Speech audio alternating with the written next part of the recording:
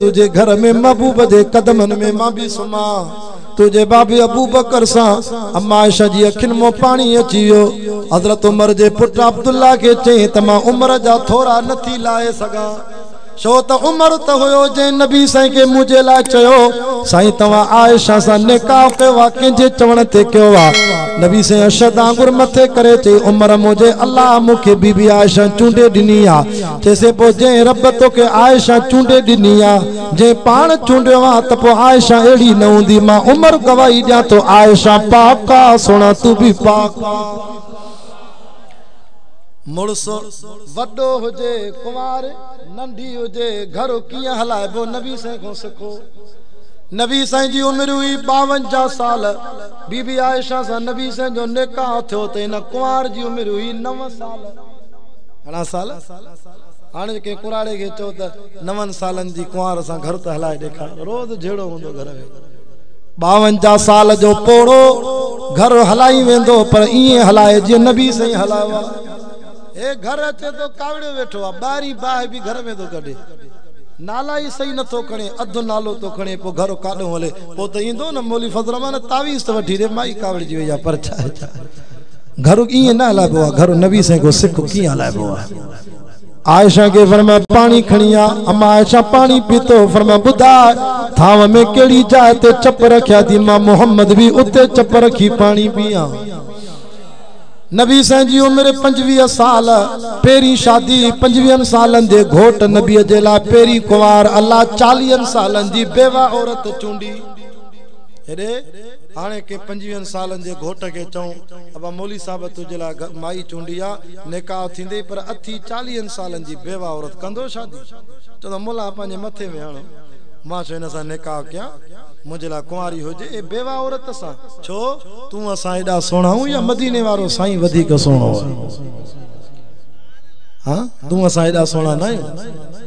मदीने वारो साईं त असा को वधिक सोनो वा न व अहसन मिन कलम तरक़त आईनी व अजमल मिन कलम तलिद निसाउ खुलिक़त मुबर्रअम मिन कुल्ल ऐबिल कअन्नक कद खुलिक़त कमा तशाउ। सजी दुनिया में एड़ो महबूब जड़ो सोनो को के मां जलाल जी अख न दिसंदी का मां सोने मोहम्मद जड़ो गुल न जणींदी हर ऐब को पाक नबी पर एड़े खालिस सोने नबी जला अल्लाह 40 सालन जी बेवा औरत पेरी कुमार छो चूंडी यो घोटकी वारो ता सा के सबक दिने मता ता वट भी का न्याणी वेठी हो जे जो जवानी में मुर्स मरी वे हो जे या के औरत के पांजे मुर्स जवानी में तलाक दई छडी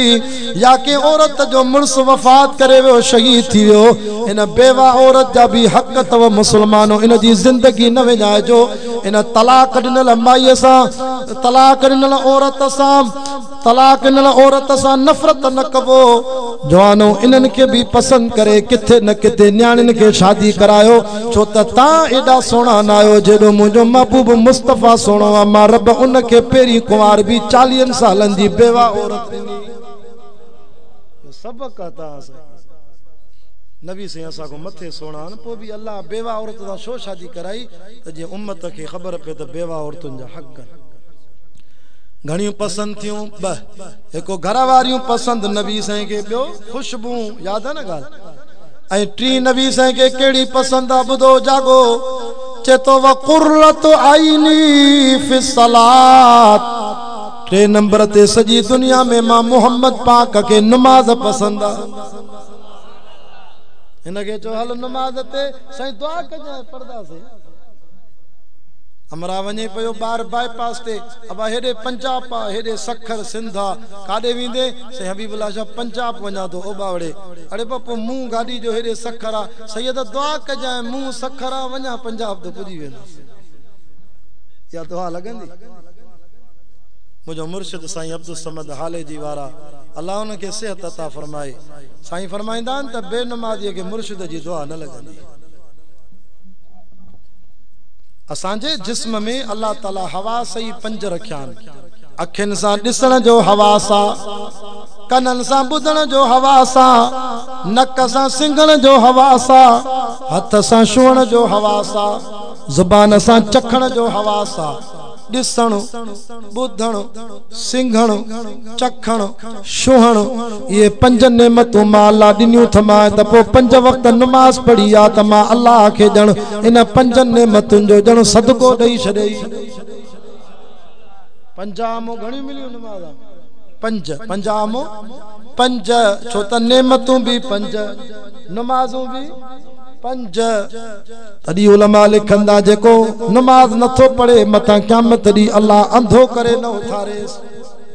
मथां दीद न ख़त्म करे छॾी नमाज न पढ़ण जे करे साईं भला पंज नमाज़ां छो मिलियूं चे वॾे में वॾा इम्तिहान भी पंज अथव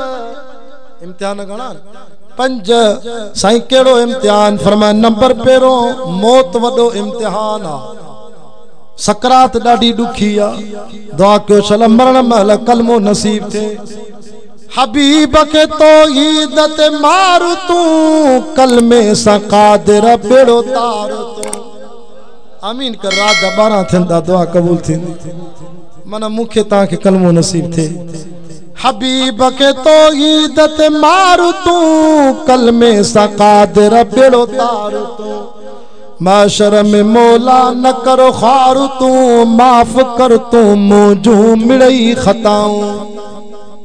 सकरात ॾाढी ॾुखी आहे पर नमाज़ीअ सां आसानी थींदी बेनमाज़ीअ खे सकरात में एॾी उञ लॻंदी सॼे घर जो दिलो पाणी जो पीआरेसि त बि उञ ख़त्म न थींदसि नमाज़ीअ खे कलमे सां मौत नसीब थींदो इंशाअल्लाह ॿियो इम्तिहान अथव क़ब्र बेनमाज़ी जी क़ब्र नबी से फरमायो पासीरी पासीरी सां मिली वेंदी सोड़ी थी वेंदी अज़दहा नांगन क़ब्र में फजर न पढ़दो ज़ोर ताईं अज़ाब कंदस ज़ोर न पढ़दो असर ताईं असर न पढ़दो मगरिब ताईं मगरिब न पढ़दो इशा ताईं डंगींदस नांग जे डंग में एडो असर आ जो 70 हिस्सा लाश ज़मीन में हलियो वेंदस नमाज पढ़ी आ पंहिंजो फ़ाइदो थी क़ब्र एडी कुशादी थींदई जाते नज़र खुटंदी ओडी क़ब्र कुशादी नबी सल्लल्लाहु अलैहि वसल्लम फरमायो खुश नसीब आ वो मानू जेके क़ब्र में नमाज याद अचे फरमाया मुझे उम्मती दे मलाइका ईंदा मुनकिर नकीर सवाल जवाब करण वारा चवंदस मर रब्बुक तुझो रब केरा तुझो नबी केरा तुझो दीन केड़ो आ हे जो उथंदो नमाजी त क़ब्र कुशादी हुंदी क़ब्र में मौसम हर मानू के ट्रेपारी जी ईंदी थींदी जण सिज लहे तो मलाइकन के चवंदो बियो सवालन जा जवाब ॾियां तो अवल इहो ॿुधायो नलको काथे आ कोरो काथे आ बदलो काथे आ मां वुज़ू करे वठां ट्रेपारी नमाज न पढ़ी आ सिज थो लहे दुआ कयो क़ब्र में नमाज याद अचे एकड़ो वरी तकीर करे पियो कि असांजे मुरीद खे चऊं त तुझो रब केरा तुझो नबी केरा तुझा मलाइका के तुझो नबी केरा तुझो दीन केड़ो आ त मलाइकन के जे परे थो मां पीराने पीर जो धोबी आया ओ जे मलाइका डुडी विया मलाइक वनी अल्लाह के चयो अल्लाह से पीराने पीर जो धोबी आ अल्लाह जो छडे दियोस पीराने पीर जो धोबी आ त छडियोस त मां कब्र में सोनो बिस्तरो विछाए दियोस काथे लिखल केड़े किताब में लिखल छो त मानू जा ज़हन खराब कयो अल्लाह जो वास्तो तव नबी से जो खुश वो मानू जेके कब्र में नमाज याद अचे फरमाए पो मलाइका वींदा या अल्लाह केड़ो उम्मती आ चऊंस ता तुझो रब केरा चे तो बियो नमाज पढ़ा अल्लाह चवंदो मलाइको जेके कब्र में नमाज याद आ इन के छडे दियो इहो मूंखे सुञाणे थो रब कियां तो सुञाणे चे दुनिया में नमाज में चवंदो वा सुब्हानक अल्लाहुम्मा व बिहम्दिक व तबारक अस्मुक व तआला जद्दुक व ला इलाहा गैरुक यो मूंखे सुञाणे थो नमाज में चवंदो वा अल्हम्दुलिल्लाहि रब्बिल आलमीन अर्रहमानिर रहीम नमाज में चवंदो वा सुब्हान रब्बियल अज़ीम सुब्हान रब्बियल आला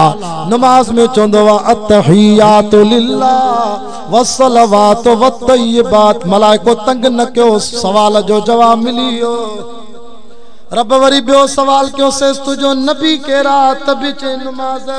चे पो नमाज में न चवंदो वा शा अस्सलामु अलैका अय्युहन नबी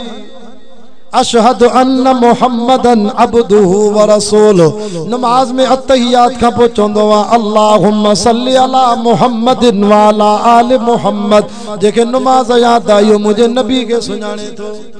या अल्लाह टियों सवाल क्यों सेस तुझो दीन केड़ो वा तब चे बियो नमाज चे छड़ियो नमाज मुसलमान पढ़दो वा काफिर न पढ़दो वा। मुसलमान ऐं काफिर जे विच में फर्क ही नमाज जो वा। तड़ी मां खुतबे में पढ़ियो अकीमुस सलात। रब कुरान में 550 दफा चवा त नमाज कायम क्यों नमाज कायम क्यों। बीजात कुरान में चे तो अक़मिस सलात लिदुलूकि शम्स इला गसक़िल लैल व क़ुरआनल फज्र। असां 5 वक्त आज़ान दींदाऊं। हला वक्त दींदा एकड़ा वरी 3 वक्त बेपारियों 3 पारी गडे पड़दा थी सिजल थियो सोमाणी हिक ही आज़ान सा खफो ही थोरो सोमाणी आज़ान ही न नींदा गडे पड़दा। पर देवबंदियो ता के मुबारक हो जे तवा जी 5 ही वक्त नमाज आज़ान कुरान मो साबित आज़ई फजर नमाज काथे लिखल 15 सिपारे में चे तो इन कुरआनल फजर कान मशहूदा। थकी जी विया दुआ घुरा 12 थी विया ताजी मोहब्बत में हला थो। चे तो फजर जी नमाज उथदा कयो जमात सा पढ़दा कयो। जेको फजर नथो पढ़े कनन में शैतान मुठी थो वने बरकत कोन थी थेव। फजर जमात सा पढ़दा कयो पो कुरान जी तिलावत कंदा कयो सजो दी ताजे कुलन ते रहमत जा झंडा हुंदा। फजर जमात सा पढ़दो पो यासीन शरीफ जी तिलावत कंदो इन जे सजे दी जा मसला मा रब पाण हल करे छडींदो मास। फजर नमाज जमात सा पढ़दो कुरान जी तिलावत कंदो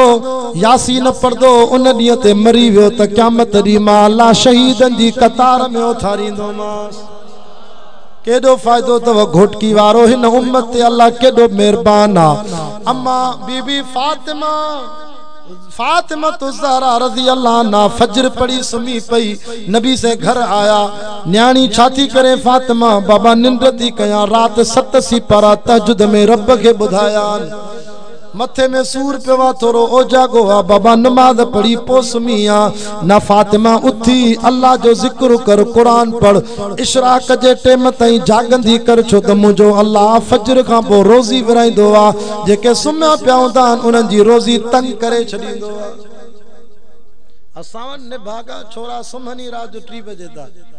2:30 बजे मोबाइलूं हलाए सुमन था। असां वट त घोट की शहर खुले ही 10-11 का पो तो वो बरकत कानो थी। अल्लाह फजर जो रोजी विराए हे वर सुता पिया अगे हिकु भाती कमाइंदो सब वेही खाइंदा हाने 7 जना कमाइंदा त भी बरकत कोने पूरत कोने जो हल यो आफत त मानु रात जो देर सुमंदा सुबह जो उथन कोंदा। हालांकि शरीयत सवाए दीन जी कचरी जे जी अज जलसो आ रात जो इशा खाबो तालिबन को सवा जेके दीन जो मुतालो कंदान कुरान हदीस जो उनन को सवा बेन के वेण जायज ही कोने बल्कि उनन के जल्दी सुमणो आ त जी साजर फजर जो थी रब के याद कर। वजअलना नौमकुम सुबाता जेको रात जो जल्दी निंड कंदो मां रब निंड में सुकून रखियो है इनके बीमारी भी न थींदियो घणी। वजअलना नहार माशा डी रखियो आ मईशत लाए असां वट सुमन देर ता उथन 11 बजे दा वो बरकत कानो वरी फरमाए ज़ोर जी नमाज आखिरी गालियों तवज्जो फसुबहानल्लाहि हीना तुमसून व हीना तुस्बिहून। शाम जो भी अल्लाह के याद कयो दिसो असर जी नमाज अभी 21 सिपारे में सूरत रूम में लिखी पईया वलहुल हम्दु फिस समावाति वल अर्दि व अशिया। असां जी इशा नमाज भी कुरान में लिखल वहीन तुज़हिरून ज़ोर को वरतला ज़ोर मना बेपारी नमाज रब तो जे बेपारी जो मुजी तारीफ कयो वरी बुद कुरान व अक़िमिस सलात तरफ़यन नहारी व ज़ुलफ़म मिनल लैल। तवा गुनाह कंदाओ न वरी नमाज पढ़दाओ इन्नल हसनात युज़हिबुन सय्यात। तवा जी नमाज केतरन गुनाहन के खत्म करे छडींदी आ मेटे छड़ी दिया जरे बानो अल्लाह अकबर करे क़याम में भी है तो त मलाइका चोंदा रब माफ करे अल्लाह माफ़ करेस रब तो चे मां कीअं क़बूल कयांस इन जी ज़ुबान कूड़ ॻाल्हाईंदी आ इन जी ज़ुबान गिला कंदी आ इन जी ज़ुबान माण्हुनि में शैतानी करे झेड़ा कराईंदो आ वरी जॾहिं रुकू में ईंदो आ मलाइक चवंदा आहिनि रब गुनाहगार थी बानो तुझे दर ते रुकू थो करे माफ़ करेस अल्लाह के रहम कोन ईंदो आ जॾहिं बानो सजदे में वेंदो आ न सजदे में अञा सुबहान रब्बियल आला सुबहान रब्बियल आला अञा मलाइक दुआऊं न कंदा आहिनि अल्लाह अॻे अर्श ते ऐलान कंदो आ ओ मलाइको शायद थिजो हाणे बख़्शे छॾियो मांस मलाइक चवंदा आहिनि रब जॾहिं क़याम में हुयो न पियो माफ़ करेस रुकू में हुयो न पियो माफ़ करेस हाणे सजदे में आयो असां दुआ ई न घुरीसा अॻे ई बख़्शे छॾियसी रब तो जे मलाइको बाने जो सजदो मूंखे ॾाढो वणंदो आ छो त बानो मूंखे सजदो कंदो आ बाने जी पेशानी भी मूंखे सजदो कंदी आ बाने जो नक भी मूंखे सजदो करे पियो बाने जा चप भी मूंखे सजदो था कनि बाने जी दाढ़ी भी मूंखे सजदो थी करे बाने जा गोॾा भी सजदे में पैर भी सजदे में टंगू भी सजदे में जे जिस्म जा 7 उज़वा सजदे में हाणे मां रब के हयात अचे अञा माफ़ न कयांस त ॿियो कॾहिं कंदोमांस वक़ुर्रत ऐनी फी सलात नमाज़ मां मोहम्मद जी अखियुनि जो ठारा नबी साईं सफ़र ते वेंदा नमाज़ पढ़दा हा मोटी ईंदा हा नमाज़ पढ़दा असां टोटरी बि हाली थक त लायूं पोइ पढ़ूं था शैतान एॾो हरामी निंड ॾेई छॾींदो नमाज़ हली वेंदी और नबी साईं फरमाए मुंहिंजो थक लहंदो ई नमाज़ में आहे केॾा बि थकिजी पवंदा हा साहबा खे चवंदा हा शुक्राने जो नफ़ुल पढ़ूं भली नमाज़ जो टाइम न आहे शुक्राने जो नफ़ुल पढ़ूं जो ख़ैर सां मोटी आया अल्लाह अकबर टियों फ़ाइदो इहो अथव नमाज जो हिकु क़ब्र में इम्तिहान क़ब्र आहे न क़ब्र में भी नमाज जे सदके फ़ाइदो अथव ॿियो मौत इम्तिहान आहे टियों महशर जो मैदान आहे फरमाया महशर में भी गर्मी हूंदी फरमाया महशर में भी मां रसूलुल्लाह सुञाणींदुमि जेके नमाज़ी हूंदा वुज़ूअ जे करे उन्हनि जा उज़वा चमकंदा मां अल्लाह खे सुञाणे चवंदुमि अल्लाह हे मुंहिंजा पंहिंजा थी ऐं चौथों फ़ाइदो तव घोटकी वारो वॾे में वॾो इम्तिहान तव पुलसरात वार को सनी तलवार को तिखी इंशाअल्लाह नमाज़ी ईअं वेंदा जीअं बिजली जो चमकार थींदो ऐं पंजो इम्तिहान थव सिरात मीज़ान जाते अमल तौर बा ताराज़ीअ में सॼे पासे नेकियूं खॿे पासे गुनाह रब उते छा थींदो फरमाए पहिरों पुछा नमाज जी थींदी जे नमाज सही निकिती त ॿिया अमाल बि सही निकिरंदा साईं भला नमाज रब तोखे छो प्यारी आ सभिनी अमलन में चे तो असल में मूंखे नमाज इन करे प्यारी आ जो मूंखे पंहिंजो महबूब मोहम्मद प्यारो आ मुझे सोने जो जमीन ते नालो मोहम्मद आ आसमान ते अहमद आ मोहम्मद नालो बीबी आमिना रखियो आ अहमद नालो मां रब रखियो आ मोहम्मद सल्लल्लाहु अलैहि वसल्लम इन जी माना है जंहिंजी सॼो जहान तारीफ़ करे अहमद जी माना है जेको अल्लाह जी सब खां वधीक तारीफ़ करे तू अल्लाह अकबर करे नमाज में बीहे थो तुझो बीहण मांखे ईअं थो लगे ॼण अहमद जो नालो तो ठहे ॼण अहमद जो अलिफ ठही वियो तू रुकू में ईंदो आ मां अल्लाह के ईअं लॻंदो आ जिस्म तुंहिंजो आ नालो मुंहिंजे नबी जो आ ॼण अहमद जी हाथ ई ठही वञे तू सजदे में तो वञे जिस्म तुंहिंजो आ नालो अहमद नबी जो आ ॼण मीम तो ठही वञे तुझो जिस्म अतहियात जी मश्क में वेहे थो मां अल्लाह के ईअं तो लगे ॼण अहमद जो दाल तो ठही वञे असल में तुझी नमाज इन करे प्यारी आ जो अहमद प्यारो आ तुझो जिस्म अहमद जे नाले में अचे तो तॾहिं तुझी नमाज प्यारी आ और मुशरिक के भी अल्लाह इन करे चे तो वमन युशरिक बिल्लाह फक़द हर्रम अल्लाहु अलैहिल जन्नत मुशरिक ते जन्नत हराम आ व मावाहु नार जाए जहन्नम तस बाय मुशरिक जन्नत में न वेंदो हत्ता यलिजल जमल फी सम्मिल खियात कुरान में रब तो फरमाए जिया सुई जे सोराख मो उठ न तो टपी सके ये मुशरिक भी जन्नत में न तो वनी सके रब शो चे तो मुशरिक ते कावड़ भी इन करे आ मुशरिक जेको झंडे ते कंडे ते कब्र ते मुर्शिद जे पेरन ते झुके थो जणो मुझे नबी जे इसमें अहमद के लजाए छो त हिया झुकण सां नबी जो नालो तो ठे नबी साईं जो नालो तो ठे अहमद रुकू करे तो सजदो करे तो अहमद जो नालो तो ठे तू जो सैयदन जे पेरन ते किरे सैयदन जी गाड़ी जा टायर चटे मुर्शिदन जे दरवाजन ते हेठ किरे ओ जणो पांजे जिस्म के भी लजाई मुझे नबी जे नाले के भी लजाए तडी बेगैरत तो ते मुंजी अल्लाह जी कावड़ा तो के जन्नत दींदुसी न छो गैरत वारा ही मुवहिदत व देवबंदी जेके नको ऐं पेशानी अल्लाह जे दर खां सवा ॿिए जे दर ते झुकाईंदा ई न आहिनि इसमें अहमद जी लज रखी हिकिड़े अल्लाह जे दर ते झुकाइजो अल्लाह ताला असांजो वेहण क़बूल फरमाए अल्लाह मुझे ॿुधाइण क़बूल फरमाए अल्लाह से बीमारन के शफ़ा कामिल आजला दे मोहतरम भाऊ अरबिलो मीरानी जा कुछ मसाइल आहिनि चिट्ठी आई आहे तुंहिंजे लाइ दुआ करो अल्लाह ताला उन जा मसाइला हल फरमाए अल्लाहुम्मा रब्बना तक़ब्बल मिन्ना इन्नका अंत समीउल अलीम व तुब अलैना इन्नका अंत तव्वाबुर रहीम मुझा अल्लाह रात जा 12:15 थियनि था ये जमात वेही कुरान ॿुधो अथऊं तुंहिंजी रहमत लही आई आहे मुझा रब जेके वाइज़ में नसीहतूं कयूं तौहीद बयान कई हुजूर जी पसंद बयान कई अञा सिद्दीक जी पसंद फारूक जी पसंद सोने उस्मान जी पसंद अली जी पसंद रहिजी वई हिक हिक यार जी पसंद ते ॻाल्हायां त वरी 3 कलाक ॿिया लॻी वेंदा मुंहिंजा मौला वरी पाड़े में जलसा आहिनि इन मौज़ूअ खे पूरो कंदासीं अल्लाह हिन जमात जो वेहण क़बूल फरमाए अल्लाह असांजो ॿुधाइण क़बूल फरमाए या अल्लाह असां मेरा ज़रूर आहियूं गुनाहगार आहियूं पर बेगैरत न आहियूं अल्लाह तौहीद वारा आहियूं तौहीद जे सदके माफ़ फरमा मुंहिंजा मौला तू करीम असां खे खाली न मोटा अच्छी दाढ़ीअ सां भी इन मजलिस में जवान वेठा आहिनि या अल्लाह मासूम ॿार वेठा आहिनि इन्हनि जे सदके मूंखे भी माफ़ फरमा जमात खे भी माफ़ फरमा असांजे दोस्त भाऊ अरबिले साहब जा मसला हल फरमा या अल्लाह सभिनी मुसलमाननि जा जायज़ मसला हल फरमा या अल्लाह असांजी अबे अम्मा खे सेहत कामिल आजिला दे या अल्लाह असांजा दीनी प्रोग्राम जेके जलसा रखियल आहिनि पंहिंजा दोस्तनि जा अल्लाह उन्हनि खे कामयाब फरमा या अल्लाह असांजी माली जानी हिफ़ाज़त फरमा मुंहिंजा मौला आख़िरी वक्त हुजे दुनिया में घुराए असांजो ख़ात्मो कलमे ईमान सां नसीब फरमा जेके मदरसनि में तालिब इल्म पढ़नि था उन्हनि जे सीने में क़ुरान हदीस जो इल्म नसीब फरमा असांजी ज़ुबान खे हमेशा ज़िक्र जी तौफ़ीक़ दे शुक्र जी तौफ़ीक़ दे सब्र जी तौफ़ीक़ दे हर मुसलमान के ज़िना को बचा मौला जुआ को बचा मौला व्याज को बचा असांखे हलाल एतिरो दे न महांगाई जे दौर में कोई हराम जे वेझो ई न वञे हलाल एतिरो दे जो को व्याज जे वेझो न वञे सभिनी जी झोल के हलाल एतिरो नसीब फरमा जो रब हराम जे कोई वेझो न वञे या अल्लाह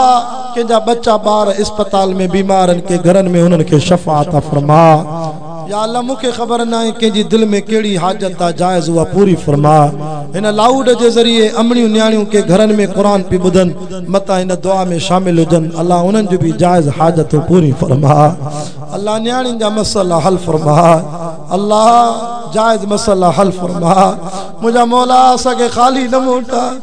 असां वटि ॿियो कोई अमल कोन्हे असां वटि ॿियो कोई अमल कोन्हे असां तुंहिंजे हबीब जा उम्मती आहियूं मुझा मौला ओ मुझा रब करीम असा कब्र जो अज़ाब सही न सघंदासीं कब्र नांगन जो घर रहा कब्र जीतन जो घर रहा कब्र ऊंधाई जो घर रहा मुझा मौला ये सब हेठ निहारन था दिल जी तवज्जो सा दुआ घुरन था ओ करीम असा पंजे पी मां जी कदे नाफरमानी कई आ त असा के माफ फरमा असा के माफ फरमा मुझा मौला असा होड़ जो सूह नथा सही सघूं कब्र जो अज़ाब काॾो सही सघंदा ये असांजी कचड़ी खल जहन्नम जी बाहि काॾो सही सघंदी इन्नहा तरबी बिशरल क़स्र कअन्नहु जिमालतुन सुफुर जहन्नम जी बाहि जी हिकड़ी चिणग भी 100 कोठन जे बराबर 100 ऊठन जे बराबर मुझा मौला असांजी कब्र रोशन कजे असांजी कब्र रोशन कजे सच्ची दिल से तौबा ता कयूं असा के शैतान जे हवाले न कर मुझा मौला असा के पांजी मोहब्बत दे असा जी दिल में गैरुल्लाह जी मोहब्बत कड़ी शन